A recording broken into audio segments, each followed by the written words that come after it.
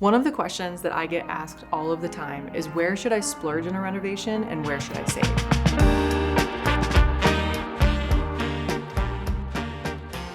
And honestly, this is one of the most important conversations to have before you even start making selections, because not everything in a renovation carries the same weight. My general rule is splurge on the things that are built in, used every day, and difficult to replace later. The first place that I would consider splurging is cabinetry. Cabinetry is one of the biggest visual and functional components of a kitchen, pantry, bathroom, laundry room, or even a built-in area. It affects the way you use the space every single day. Good cabinetry gives you better storage, better function, durability, and a more custom look overall. This does not always mean that you need the most expensive cabinetry line possible, but it does mean that this is not usually the area I say to use the cheapest option. Poor cabinetry can wear quickly, feel flimsy, not close properly, or make the entire space feel less elevated. When you are evaluating higher-end cabinetry, look for details like dovetail drawer boxes, full drawer extensions, and soft close drawers. These are absolute must-haves. The second place I would splurge is lighting. Lighting completely changes the way that a space feels. It is one of those things that people often see only as decorative, but it is extremely functional. You need the right amount of light, in the right locations, and with the right color temperature and layering. In a renovation, this usually means adding recessed lighting, sconces, under cabinet lighting, or even picture lights. The fixture itself does matter, but the lighting plan matters way more. A beautiful kitchen with bad lighting will never feel as good as it should be. Of course, we cannot forget the statement pieces like an entry chandelier or kitchen pendants. It is super important to consider the scale of your fixtures. Larger fixtures tend to feel more balanced and intentional in a space, while fixtures that are too small make the entire room feel very off. This often means allocating more budget to lighting, because if you choose something undersized, it can really miss the mark. The third place that I would splurge is upholstery, especially on pieces that you're going to use every single day.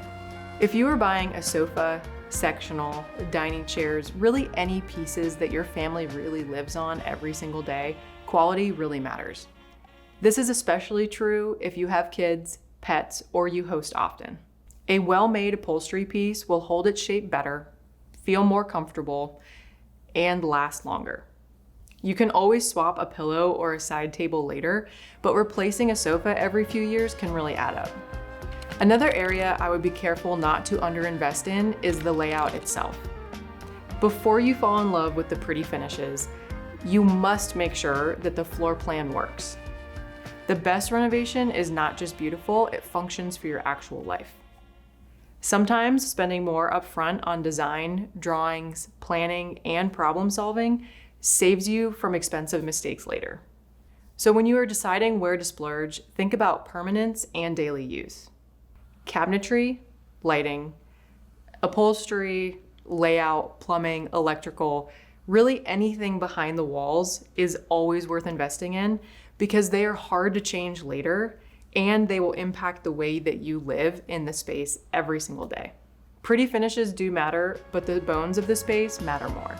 Now let's talk about where you can save on a renovation, because not every single item needs to be the highest end option.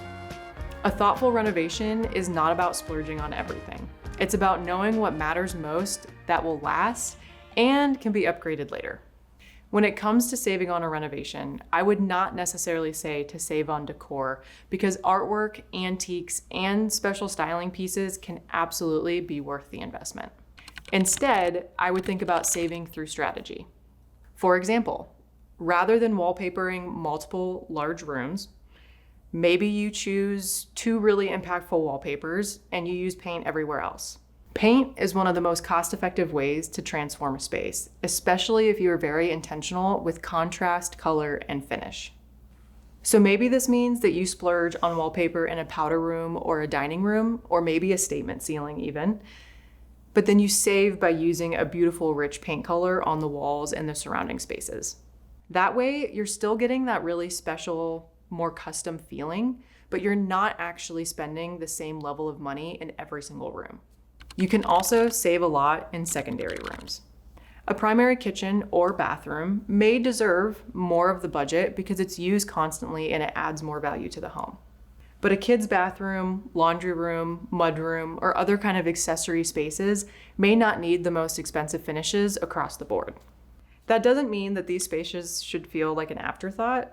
It just means you can be more strategic.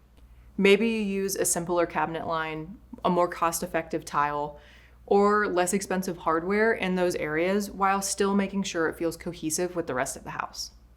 This is also a really great place to use ready-made furniture or semi-custom options instead of full custom. But here's where I would be extremely careful. Do not cut corners on waterproofing, plumbing, or electrical, or really anything that affects the long-term function of your renovation. Truthfully, this is the stuff that's not always very exciting to spend your budget on because you may not see it in the final photos, but it really protects your home. A poorly waterproofed shower, or even like crappy electrical work, rushed plumbing, or uneven tile install can really end up costing more in the long run to fix than it would likely have cost to do it correctly the first time. So yes, save where it makes sense.